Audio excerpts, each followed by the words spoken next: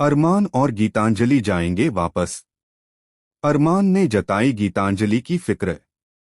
गीतांजलि हुई खुश।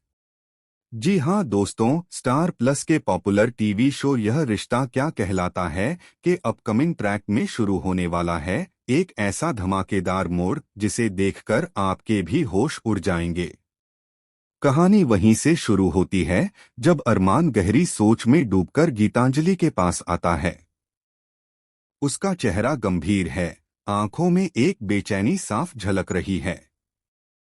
गीतांजलि सोच भी नहीं पाती कि अरमान इस तरह अचानक उसके सामने आएगा और कहेगा, हम लोग अब यहाँ नहीं रुकेंगे, हम यहाँ से चले जाएंगे।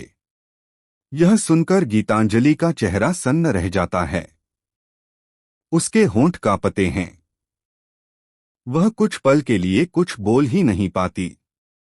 अचानक उसके दिमाग में मायरा का ख्याल आता है। वह हड़बड़ा कर कहती है, लेकिन यहाँ तो मायरा भी है अरमान, हम उसे कैसे छोड़ सकते हैं। अरमान का चेहरा और कठोर हो जाता है।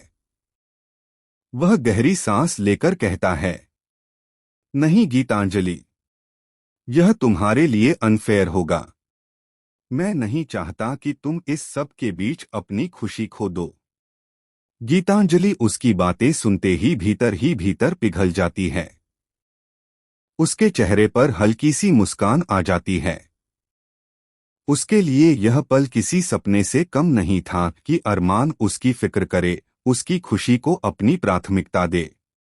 लेकिन तभी अरमान एक और चौंकाने वाली बात कहता है, यह सिर्फ तुम्हारे लिए ही नहीं बल्कि अभीरा के लिए भी अनफेयर होगा। अभीरा का नाम सुनते ही गीतांजलि का दिल कसक उठता है। लेकिन हैरानी की बात यह थी कि इसके बावजूद उसके चेहरे पर खुशी फैल जाती है। वह मन ही मन सोचती है, कम से कम उसने मेरा नाम तो लिया, उसने मेरे बारे में सोचा तो सही, यही काफी है।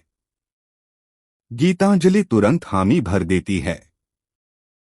ठीक है अरमान, मैं तुम्हारे साथ चलने के लिए तैयार हूं। लेकिन दोस्तों, यहीं से शुरू होती है असली कहानी। गीतांजलि के दिल में अब यह ख्वाब पलने लगता है कि धीरे धीरे अरमान को उससे प्यार हो जाएगा। वह सोचती है कि एक बार जब दोनों इस माहौल से दूर चले जाएंगे तो अरमान सिर्फ उसका हो जाएगा। लेकिन जो आने वाला था वह गीतांजलि ने कभी सोचा भी नहीं था, क्योंकि उसी वक्त मायरा छुपकर यह सब सुन रही थी। उसकी आंखों में गुस्सा और जलन साफ झलक रही थी। मायरा बुदबुदाई, नहीं गीतांजलि, मैं तुम्हें जीतने नहीं दूंगी।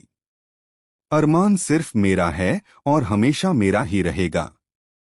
मायरा ने ठान लिया कि वह किसी भी हाल में गीतांजलि और अरमान को साथ नहीं जाने देगी। और तभी उसने शुरू की एक खतरनाक साजिश। उस रात जब अरमान और गीतांजलि अपने जाने की तैयारी कर रहे थे, अचानक हवेली की लाइट्स चली जाती हैं। अंधेरे में गीतांजलि की चीख सुनाई देती है। सब भागकर पहुंचते हैं तो देखते हैं कि गीतांजलि बेहोश पड़ी है और उसके हाथ में खून के धब्बे हैं।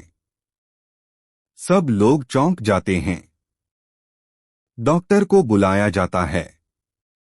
डॉक्टर कहता है कि यह हमला किसी इंसान ने किया है। अरमान गुस्से से तमतमा उठता है और कहता है, कौन है जिसने गीतांजलि को नुकसान पहुंचाने की हिम्मत की। लेकिन दोस्तों, असली झटका तो तब लगता है जब हवेली के सीसीटीवी फुटेज में दिखता है कि उस रात गीतांजलि के कमरे में कोई और नहीं बल्कि मायरा गई थी। यह सुनकर सबके होश उड़ जाते हैं। गीतांजलि धीरे धीरे होश में आती है। वह सबके सामने मायरा की ओर इशारा करते हुए कहती है, यह सब मायरा ने किया है। यह नहीं चाहती कि मैं और अरमान एक हो सकें।